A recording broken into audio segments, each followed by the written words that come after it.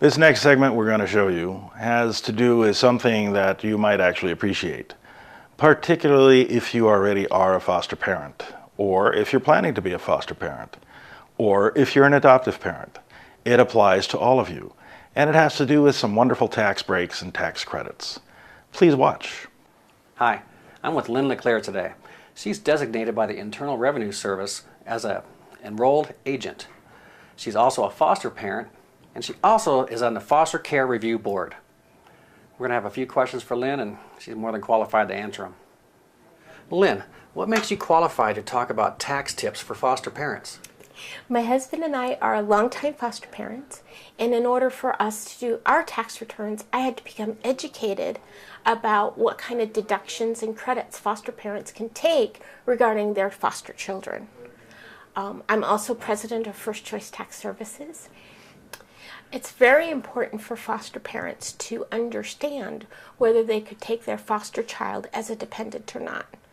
If the foster child is eligible to be a dependent, it could significantly reduce a foster parent's taxes, sometimes up to $2,000. That is significant. It is. So one thing a foster parent has to understand is if the child has been in their home more than half the time. So in a 365-day year, you take 365 days, you divide it in two, you add 1 day to it, and that's more than half the time. So if that child's been in their home, assigned to their home by CPS, more than half the time, they can take that child as a dependent on their tax return. So because of this, it's very important when a foster parent receives that child as a placement that they ask the case manager for the child's social security number and the child's legal name, the way it appears on their social security card.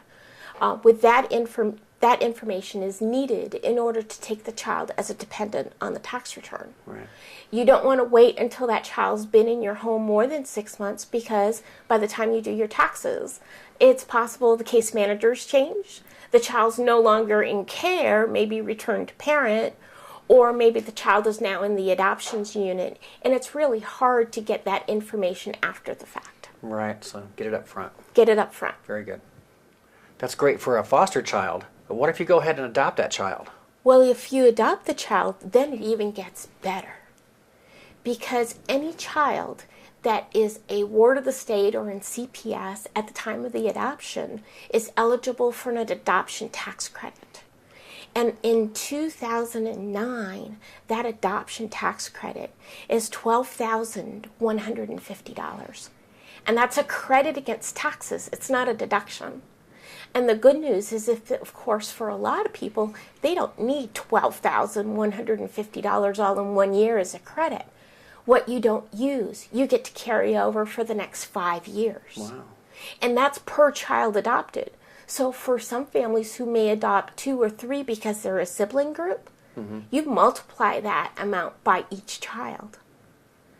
So what that does is, even though the credit can't be refunded to you, it allows some other tax credits that maybe that parent is eligible for not to use, because you're going to use the adoption credit instead, and some of those other credits become refundable. So it could increase their refund significantly. I see. And we advise our parents who are adopting the child that they could actually have no withholding of federal taxes and have extra money in their paychecks. And at the end of the year, they're not looking at such a huge refund, but they've also had more eligible money during the year to use.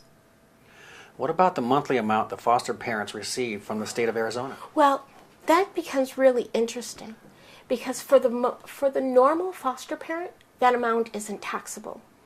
It becomes sometimes an issue if the foster parent's doing some therapeutic care, because sometimes those levels of care could be as if the foster parent was running a business. And then, but of course, their licensing agency would have told them as such. But one thing a foster parent needs to do is they need to keep track of that monthly amount, because it's possible when we do a foster parent's return that we can take that monthly amount that they receive and use it to increase their deductions if they itemize deductions. So it comes in handy, but it doesn't harm them.